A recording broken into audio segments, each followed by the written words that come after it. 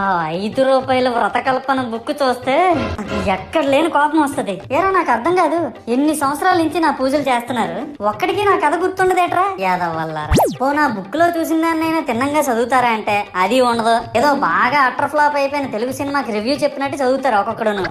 ఇంకా తర్వాత 9 రాత్రుల పాటు నాకు ఎన్ని సినిమాలు చూపించాలో అన్ని సినిమాలు చూపిస్తారా. ఇందులో ఫన్నీ పార్ట్ ఏంటంటే నేను ఎన్ని బ్యాచ్లను చూస్తాను తెలుసా. ప్రతి వీధి పందిరి దగ్గరికి తిరుగుతూ నా విగ్రహాలకు రివ్యూ ఇచ్చే బ్యాచ్ ఒకటి, ప్రసాదాల కోసం ప్రతి పందిరి దగ్గరికి తిరిగే బ్యాచ్ ఇంకొకటి, ఇంకా దరిద్రం ఏంటంటే నాకు కొట్టిన కొబ్బరికాయలు ఏమైనా మిగిలిపోయేమో వాటిని తీసుకెళ్లి పచ్చడి చేసుకుందాం అనే బ్యాచ్ ఒకటి.